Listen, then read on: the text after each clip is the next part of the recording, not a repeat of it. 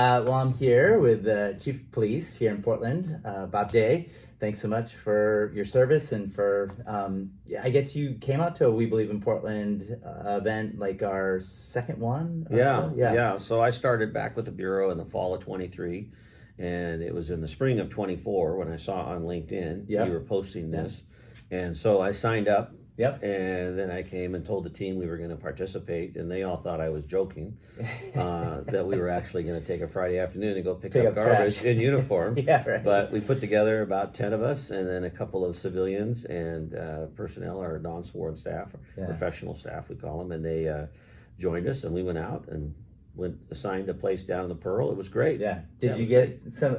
I always get a bunch of thank yous, like whatever group I'm in. Hopefully, people are thanking the police these days. We got thank yous. We did get some questions. Like, hey, what's going on? Is there a problem? The immediate association. Then when they see the bucket and they see the picker upper, they realize like, okay, there's something else. And it was a great segue to be able to have conversations both with business leaders and with residents, because we were in the Pearl, so we ran across a lot of residents. And it was so encouraging because there's so many people that not only people who are observing, but people that are participating. It's like you can't really go too far and not see somebody else engaging in it. And there's actually not that much trash, but that's what's amazing. I was really surprised. I thought, oh man, I don't know, this bucket is going to be overflowing. And we were pretty effective in what we did, and it was great to participate, but it was not nearly the level of trash that I expected.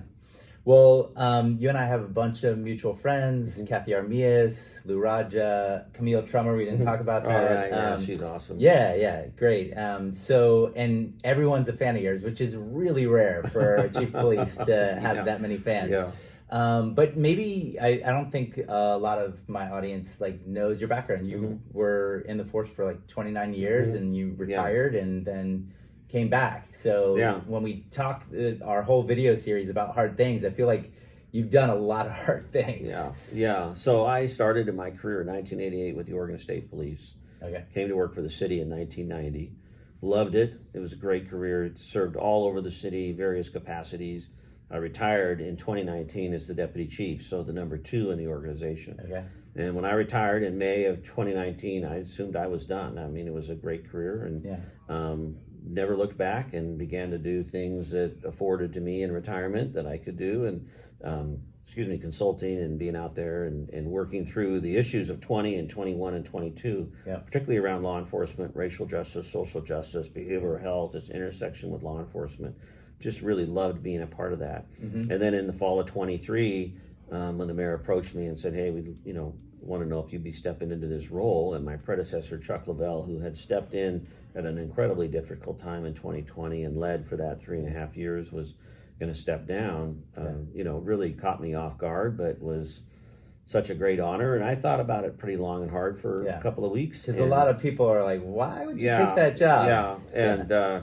After a lot of thoughtful conversation with my wife and I, and seeking some counsel of others, and meeting with Chuck, it was really important. Chuck and I have a friendship. We worked together over the years, and really preserving that friendship and being able to come back into this role. And Chuck has stayed on as one of my assistant chiefs, has been a great advisor and friend. So preserving that friendship, and then really looking at the landscape and saying, okay, what's possible here? What's available in this role is really what drew me back. And so we have Mayor and Keith Wilson also been on the video, and he'll likely speak at our next event. Who's he's a CEO, very KPI focused, all of that, which is great. I think the business community is thrilled. Very laser focused on homelessness being number one, and public safety being number one problem. And it seems like you have a good partnership.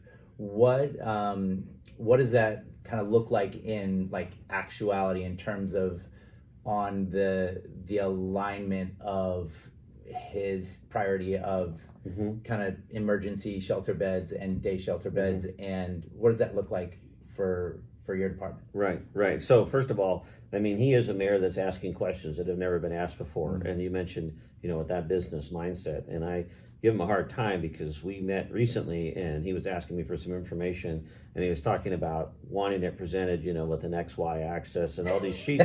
And I had to go out of there and watch like 3 TED Talks and 2 YouTube videos because I'm just a cop, right? And I'm not used to, and I came back to him and I said, okay, I just got to come clean. I go, I don't understand like 50% of the terms you use. Yeah, right. And he just got excited. He's like, I love that. I want to be able to teach you. And so, we're learning this whole other language and we're learning this whole other expectation based upon his experience, which is really exciting, but it's also very challenging.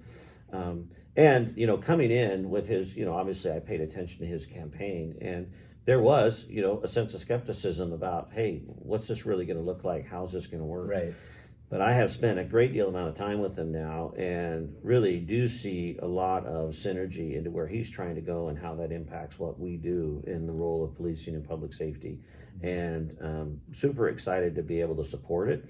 And what I appreciate about his approach is it's not police centric. It's not, let's throw cops at it. I've said for years, we use the police to suppress problems that we don't want to fix. Right. And he's really trying to fix a problem. He's really trying to address an issue. Yeah. And he sees the police as part of that, along with a whole bunch of other folks, which is really what community policing is all about, right? It's not supposed to be just the police. And you're about systems change too, which is not you can't just have a binary solution of like throw them in jail and we're good, Right. So I think it seems like you're both on the same page with that. I mean, police work's very cause and effect, right? It's very, we're very literal. Cops are very literal. You see this, you do this. You see this, you do this. What I've learned over the years, especially when we talk about systems thinking, it's not always the best approach to just look at the output, right? And just say, oh, well, then this makes sense.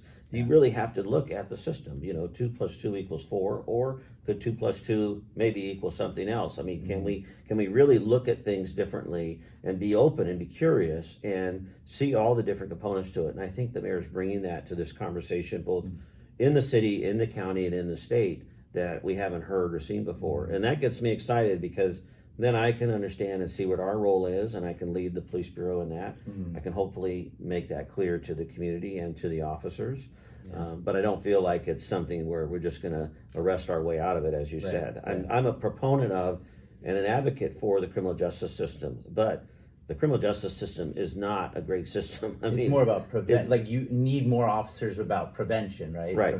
Right. So. I mean, we have lots of research to show that if officers can be engaged earlier, then we can prevent crimes, which prevents people from getting into the criminal justice system. It's actually more equitable to have more officers. And the way that this is supported in the most simple way is by looking at a police car on the side of the road. You put a police car on the side of the road, people slow down. Yeah, I mean, they do it on the way to the airport all the time. And You can put an empty car up. I slow down. I'm a police officer. I could be driving a police car and I'm going to slow down, right? Because there's 2 basic concepts there, swiftness and certainty. Something you're going to get addressed immediately, and you're probably going to have some kind of action, if anything, just a warning. So, if we can continue to support the growth of the police bureau and begin to address some of these intrinsic criminal issues, as well as some of our social issues, I think the sky's the limit for the vibrancy and the availability for Portland. Yeah.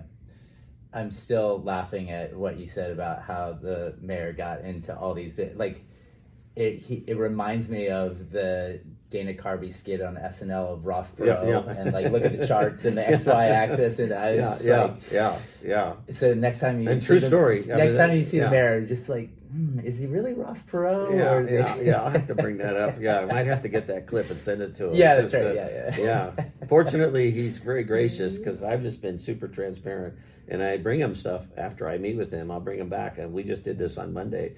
And my chief of staff and I sat down, showed him a PowerPoint. It's like, okay, here's a concept that we have around burglaries based upon the conversation we had last week, And he gets excited. He's like, okay, well, this is pretty good. It's a start. You're getting there. But I want to be able to meet that expectation, and then I have to be able to translate that to cops. Because we're very much, as I said, just, do this, do that. Well, it's simple. I mean, you show an executive a dashboard in the business world, and it's game over. It's the best. All right, so we always get to the lightning round on the personal side of I know you grew up here. you're diehard Portland your whole life. So you can either go back in time or right now, like top 3 favorite things you and your wife love to do in Portland. Yeah. Well, just recently I did one of my favorite things, and I grabbed Assistant Chief Lavelle, and we went for a walk right when the cherry blossoms were getting ready to bloom. I think that, Waterfront Park and the promenade is a favorite of mine, and with the Tillicum Crossing now and the ability just to do that loop, it's just really one of the highlights. I think, I'm not a foodie, so to speak. I wouldn't say that I have this, amazing adventurous palate, but I do love to be able to eat in Portland. I think, it is, whether you're at, Port Cano or some of the nicer restaurants on 23rd, or, as I said, I'm going to lunch at Higgins on Thursday, kind of the gamut. I'm a very traditional eater. I'm not much of a risk taker, but I really do enjoy that. I think that's great. And then just, there's so many little, vibrancies about Portland, whether it be a Timbers game or a Blazer game or, being able to go into Forest Park or something like that, the things that are still small town but big city. I mean, Portland has grown up over the years, and I've seen it with my own eyes. And so maintaining some of that feel, but also recognizing there is some big city opportunities that we enjoy. Yeah. I love it. Yeah, those are +1 to all those ideas. So. Yeah. Well, thanks for taking the time to do this little talk and just to get to know you better. Yeah. I'm sure we'll see you around. Yeah. Thanks for your great work. Appreciate it. All right. Cheers. Thanks. Cheers.